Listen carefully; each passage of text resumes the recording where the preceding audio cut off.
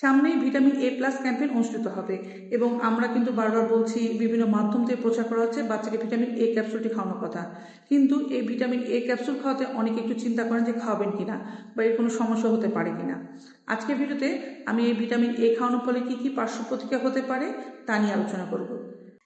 এই সামনে যে ভিটামিন এ প্লাস ক্যাম্পেইন অনুষ্ঠিত হবে তা কিন্তু 6 মাসের পর থেকে বাচ্চাদের খাওয়ানো হবে, অর্থাৎ 6 মাসের যে নিচে বাচ্চাগুলো তারা কিন্তু এই ক্যাম্পেইনে আওতাভুক্ত না। 6 মাস থেকে 11 মাসের বাচ্চাকে নীল রঙের ভিটামিন এ ক্যাপসুল, যেটি আমরা বলি 1 লক্ষ ইন্টারন্যাশনাল ইউনিটের ক্যাপসুলটি খাওয়ানো হবে, এবং 12 মাস থেকে 59 মাস বয়সী বাচ্চাকে আপনার লাল রঙের ভিটামিন এ ক্যাপসুলটি অর্থাৎ 2 লাখ ইন্টারন্যাশনাল ইউনিটের ভিটামিন এ ক্যাপসুলটি খাওয়ানো হবে।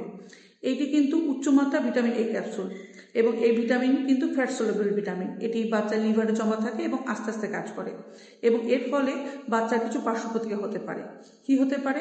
প্রথমে হতে পারে বাচ্চা বমি বা বমি বমি ভাব হতে পারে, এমনকি 1-2 বার বাচ্চা বমিও করে দিতে পারে।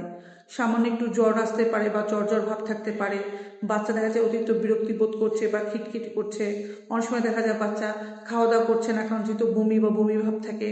একটু বড় বাচ্চার ক্ষেত্রে অনেক সময় বলতে পারে যে বাচ্চা মাথা ব্যথা করছে বা একটু ঝিমঝিম করছে, এবং কিছু ক্ষেত্রে এমন হয় বাচ্চা একটু নিস্তেজ হয়ে পড়ে যেহেতু খাওয়া দাওয়া করছে না।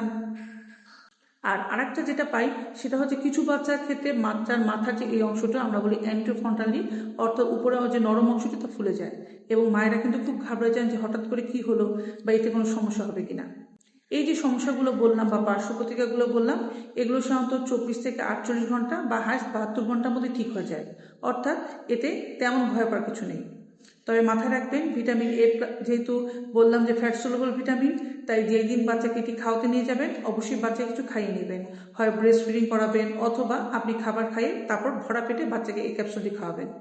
আর যদি দেখা যায় বাচ্চার এই পার্শ্ব প্রতিক্রিয়াগুলো একটু বেড়ে যায়, অর্থাৎ বাচ্চার অতিরিক্ত বমি হচ্ছে, বাচ্চা অতিরিক্ত কান্নাকাটি করছে বা নিস্তেজ হয়ে পড়ছে, অথবা মাথা যে অংশটা বললাম ফুলে গেছে তা কমছেই না, সেক্ষেত্রে কিন্তু নিকটস্থ স্বাস্থ্যকেন্দ্রে হোক বা আপনার শিশু ডাক্তারের কাছে অবশ্যই যাবেন। তবে জানলেন এর পার্শ্ব প্রতিক্রিয়া কী কী হতে পারে। তবে এটা কিন্তু এই যে বললাম একদম সাময়িক, ভয় পাওয়ার কিছু নেই।